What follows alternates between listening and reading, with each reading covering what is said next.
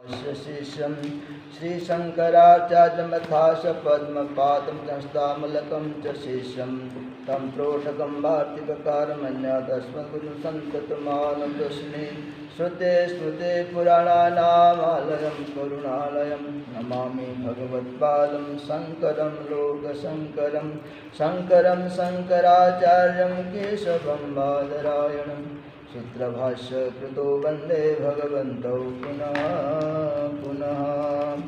ईश्वरो गुरुरात्मते मूर्तिभेदविभागिने व्योमवद्व्याप्तदेहाय दक्षिणामूर्तये नमः दक्षिणामूर्तये नमः।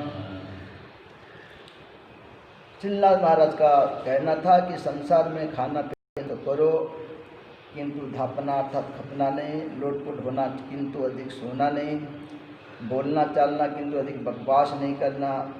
अधिक खपने सोने या खाने वाले का योग सिद्ध नहीं होता। फिर गुरु महाराज प्रश्न करते हैं, श्रीनाथ महाराज देवास में कब आए? महाराज से लगभग 1900 में वह प्रथम बार देवास आए। पहले उनका देवास में आना जाना बना रहा, अंततः मल्हार आश्रम में टिक गए। यह सन 1902 की बात है। वहाँ उनके आसपास विशाल आश्रम, धन वैभव तथा भक्त मंडली का विस्तार हो गया। प्रश्न तो यह तो बड़ी विचित्र बात है, जिसका सारा जीवन जंगलों में एकांतवास तथा साधना में व्यतीत हुआ हो, उसके आसपास इतना विस्तार। महाराज से वही प्रश्न किसी ने श्रीनाथ महाराज से किया था। उन्होंने उत्तर दिया कि वह साधनावस्था थी। जब तक तनिक भी जगत मन को प्रभावित सकता है, तब तक जगत से दूर रहना तथा मन को साधना में लगाना। अब आनंदावस्था है, जगत का प्रभाव समाप्त हो गया है। मेरे पास कितना विस्तार है, परंतु किसी बात से कोई लगाव नहीं। कुछ आए या जाए, दोनों एक समान है। वही कारण है कि उनका समय समीप आया तो सब कुछ त्याग कर केवल एक कौपीन धारण किए ही उसको छोड़कर चल दिए तथा ऋषिकेश में जाकर गंगा किनारे शरीर त्याग दिया। कोई 19 वर्ष मल्हार आश्रम पर निवास किया।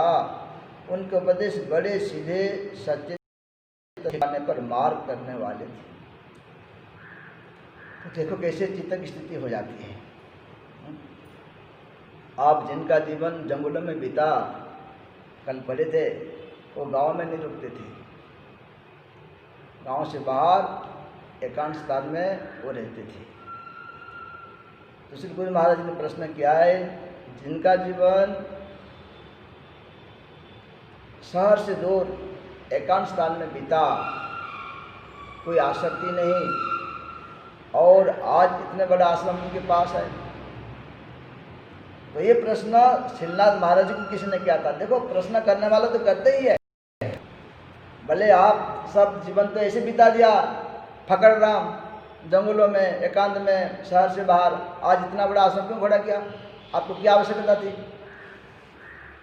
ऐसे प्रश्न करते हैं। तो उन्हें क्या कहते? देखो, उन्होंने उत्तर दिया कि वह साधनावस्था थी। जब तक तनिक भी मन को जगत प्रभावित कर सकता है, तब तक जगत से दूर रहना तथा मन को साधना में लगाना चाहिए। जब तक हमारे मन जगत से प्रभावित होता है या जगत हमारे मन को प्रभावित करता है, तब तक जगत से दूर रहने का अर्थ क्या? भाई, आप गांव के अंदर नहीं रहे, गांव के बाहर रहे, है तो जगत ना। तो यहाँ जगत से दूर रहने का अर्थ भाई आप लोगों के संपर्क में नहीं आओ। कुछ आसक्ति का भय है। और वो कहते हैं अभी अब आनंदावस्था है, वो साधनावस्था थी। जब एकांत में रहे, नहीं बोलते, केवल कौपीन मात्रा धारण करके रहते थे। क्या त्याग होगा? कैसा वैराग्य होगा? केवल कौपीन धारण करके भारतवर्ष में घूमे, उसके आगे चीन में और कई जगह उन्होंने घूमे, भ्रमण किया, साथ में कुछ नहीं। तो साधनावस्था के बाद आनंदावस्था आती है। एक वो साधना का फल आनंद। तो आनंदावस्था में क्या होता है, जगत का प्रभाव समाप्त हो गया। जगत उनके मन को अब चलायमान नहीं कर सकता, प्रभाव डाल नहीं सकता। तो मेरे पास कितना विस्तार है, परंतु किसी बात से कोई लगाव नहीं। जगत में रह करके जगत से हटना है, आश्रम के अंदर, लेकिन कोई आसक्ति नहीं। अपने गुरु महाराज जी या बड़े महाराज जी, बड़े उन्होंने शरीर आश्रम के अंदर नहीं छोड़े। कहाँ अपने आश्रम के अंदर शरीर छोड़े। मेरे पास कितना विस्तार है, परंतु किसी बात से कोई लगाव नहीं। कुछ आए या जाए, दोनों एक समान है। अर्थात कुछ मिला या कुछ चला गया, उनके लिए कोई फर्क नहीं, दोनों उनके लिए समान है। वही कारण है कि जब उनका समीप आया तो जाकर केवल एक गोपिन धारण कर देवा छोड़कर ऋषिकेश चले गए। अगर आसक्ति है तो नहीं छोड़ सकते। मन में आसक्ति है तो मन कहेगा, अरे तू इतने मेहनत करके इतना बड़ा आश्रम बनाया, इतने तेरे शिष्य परिवार है, सबको छोड़ के कैसे जाएगा। तो देखो, ये जो गीता का जो अनासक्ति योग है ना, ये कोई आसक्ति नहीं। तो ये बात जीवन में उतारना इतना आसान नहीं है। तो उनका जो उपदेश आगे लिखते हैं, उनके उपदेश बड़े सीधे, सच्चे तथा ठीक ठिकाने पर थे। अर्थात उनके जो उपदेश ठिकाने पर, लक्ष्य पर मार करते थे कि साधक को वो बात छूती थी। तुझे किसी में अवगुण देखने के लिए दूर जाने की आवश्यकता है।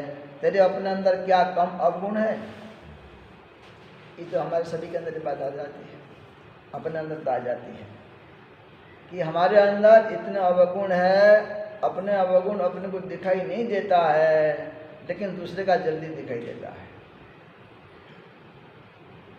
दूसरे का अवगुण जल्दी दिखाई देता है, अपने का दिखता ही नहीं। और हमारे आग में अवगुण ऐसे बैठा हुआ है ना, दूसरे का अवगुण हर समय दिखता है।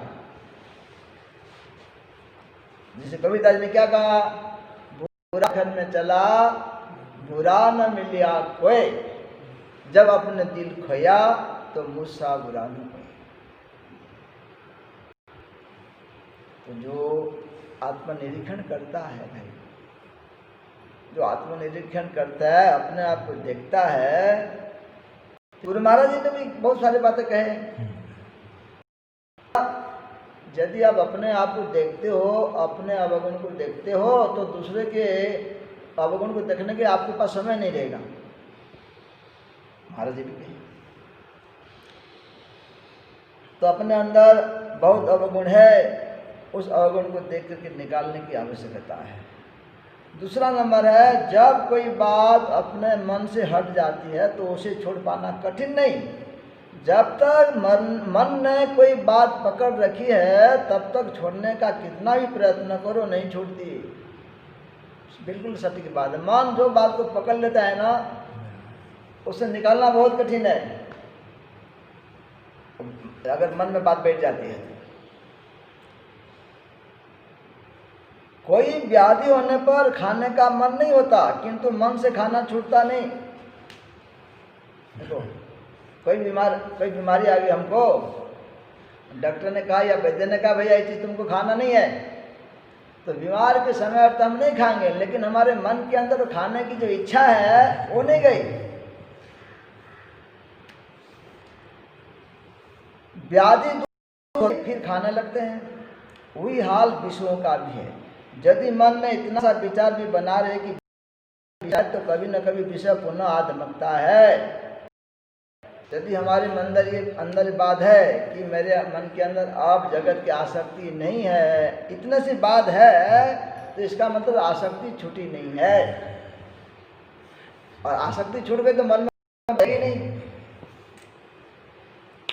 इसलिए विषय छूटने के साथ साथ विषय छूटने का विचार भी छूट जाना चाहिए। विषय छूटने के साथ साथ जो विचार है वो भी चला जाना चाहिए, तभी समझो कि विषय छूट गया है। तीसरा, जो स्वयं ज्ञान को प्रत्यक्ष अनुभव करता है तथा शिष्य को प्रत्यक्ष अनुभव प्राप्त करा देने की क्षमता रखता है, वही सच्चा गुरु है। दुख घबरा नहीं जाता, दुखों से घबरा नहीं जाना, दुख आए तो शांत मन से उन्हें सहन करना। आपके घबराने से दुख चला नहीं जाएगा, जो होना है वही, फिर मन हल्का क्यों करना।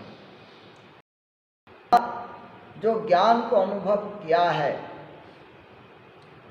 और शिष्य को अनुभव कराने की क्षमता रखता हो, सच्चा सद्गुरु है। जैसे रामकृष्ण परमहंस और विवेकानंद जी की बात है।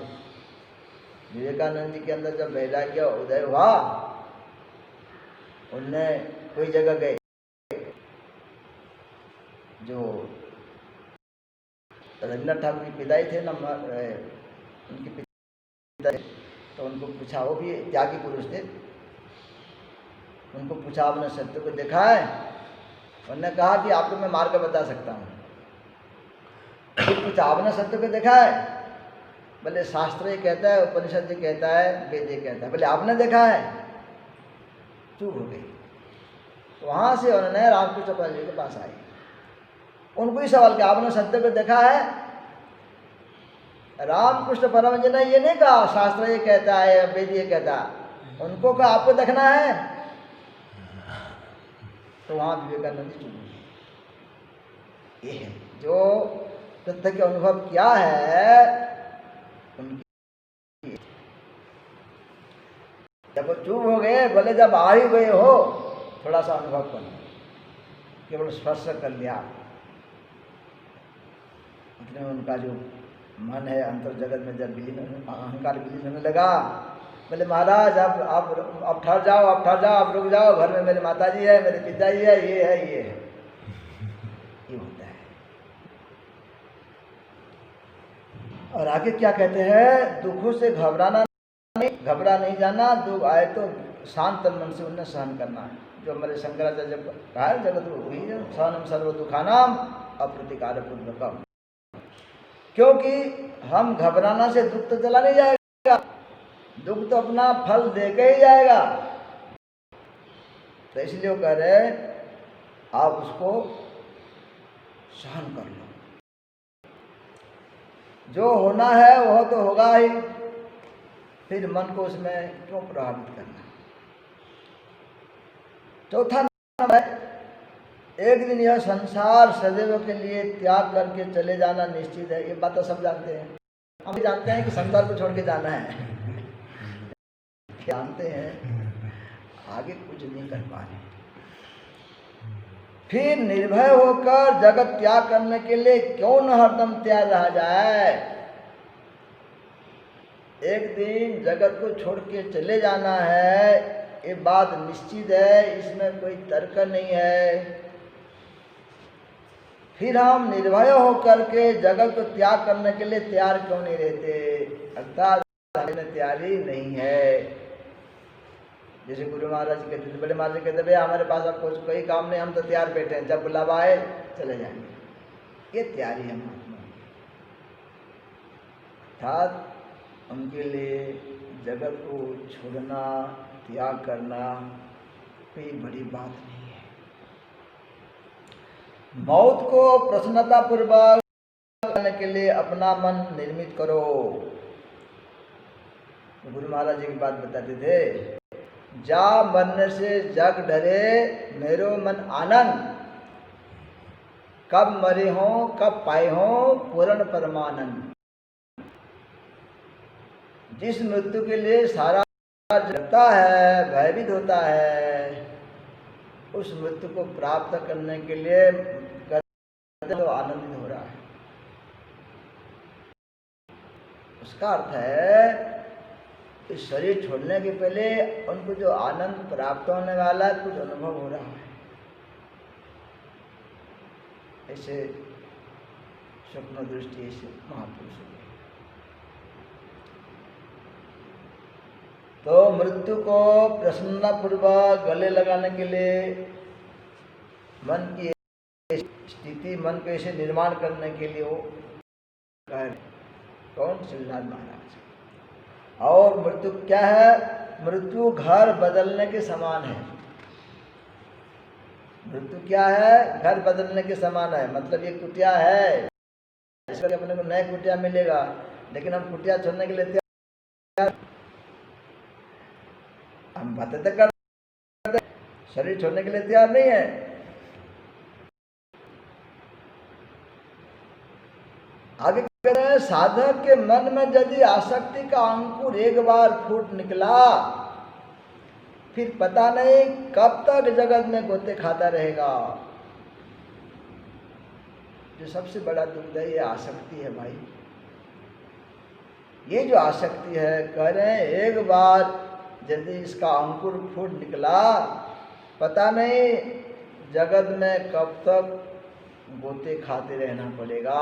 अर्थात बार बार जन्म मृत्यु के चक्र में घूमना पड़ेगा। जगत में किसी के आश्रित होकर जीवन यापन नहीं करना, भगवान या अपने अंतरात्मा का आश्रय ही सच्चा आश्रय है, जो कभी भी धोखा नहीं देता। जगत में किसी के आश्रित रह करके जीवन यापन करने के लिए वो मना कर रहे हैं, क्योंकि जगत एक धोखा है, जगह है धोखा। जो जगत में अपना कहते हैं, एक दिन वो मुंह फेर लेता है। क्यों? जगत एक स्वार्थ का खेल है। तो इस भगवान या अपने अंतरात्मा का आश्रय ही सच्चा आश्रय है। जो भगवान का, गुरु महाराज इसलिए बार बार कह रहे हैं भजन में, देखो तो सही, आश्रय या सदगुरु का आश्रय ग्रहण करना ये सबसे उत्तम है, क्योंकि यही सदगुरु सागर से पार उतार सकते हैं। बाकी जिसका भी आश्रम ग्रहण करेंगे वो तो धोखा ही है। और ये जो भगवान या सदगुरु या अपने अंतरात्मा अंतर्गुरु, इनका जो आश्रम जो ग्रहण करता है वो धोखा नहीं खाता,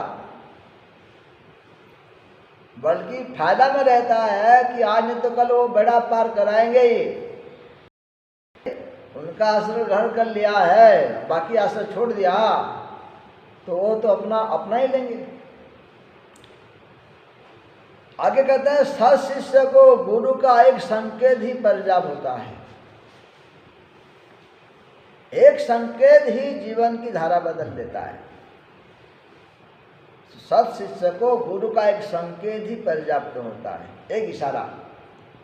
जैसे परमानंद महाराज लाल को केवल इतने कहा, लाल तू अब बाहर से अंदर क्यों आ जा, बस इतने उनको जो इशारा कर दिया वो पर्याप्त, जिससे लाल के जीवन में इतने परिवर्तन आया और कहाँ से कहाँ पहुँच गई।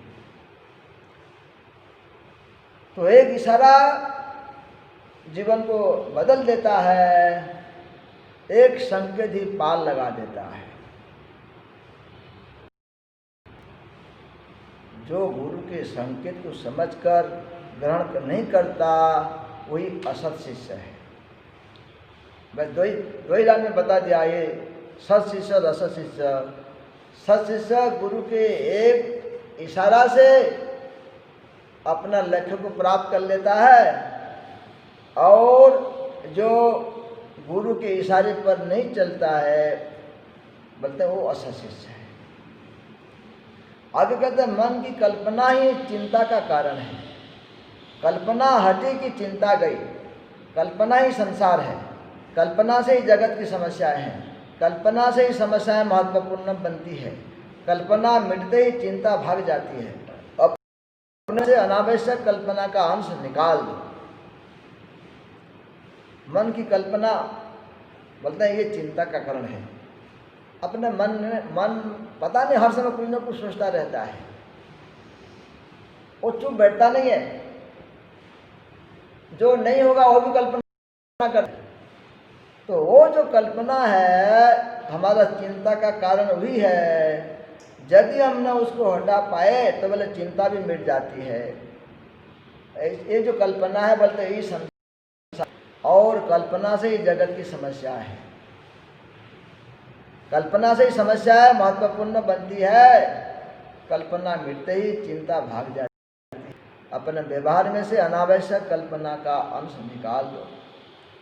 ये तो जब तक मन के ऊपर थोड़ा बहुत अधिकार नहीं होगा, जब तक मन के ऊपर हमारा थोड़ा बहुत अधिकार नहीं होगा ये बात नहीं बन सकती। सत्य कहने से सत्य का अनुभव करो। जब तक सत्य का अनुभव न हो तब तक सब पास है। सत्य का अर्थ यहाँ क्या है? परमात्मा।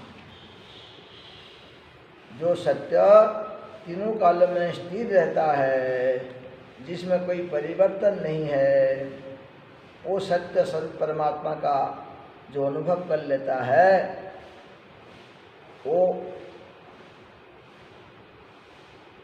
कुछ बोले या नहीं बोले फर्क नहीं पड़ता है, ऐसे तो मौन हो जाता है। लेकिन यहाँ कह रहे हैं कि आप सत्य का वर्णन करने के पहले सत्य का अनुभव करो, और जब तक अनुभव नहीं है आप जो भी कहते हैं बोले थोड़ी बकवास है, उसमें कोई तथ्य नहीं है।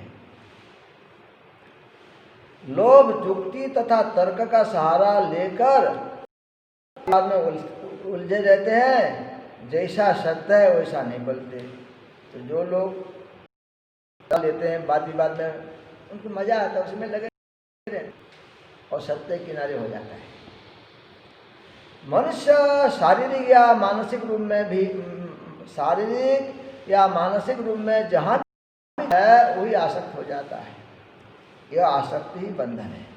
मन में आसक्ति आई कि उलझ गया, कहीं भी जाकर भ्रमित, कहीं भी जाकर मन में आसक्ति आई कि उलझ गया, कहीं भी जाकर भ्रमित नहीं हो जाना। कहते हैं कि मानसिक रूप में हम जहाँ भी जाते हैं वहाँ आसक्त हो जाते हैं, और आसक्ति बंधन है। किसी ने कहा है ना, तो इसकी व्याख्या क्या है आसक्ति का? बोले आसक्ति जा नहीं सकती, नहीं सकती, आसक्ति है, उसका नाम है आसक्ति। तो ये आसक्ति बंधन का कारण है।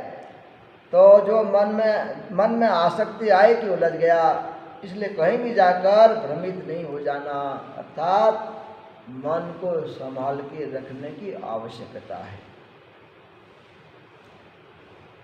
और आखिर का है दूर समीप, दृश्य अदृश्य, ऊपर नीचे, जहाँ तक भी सृष्टि का विस्तार है, मन सब में रमा हुआ है।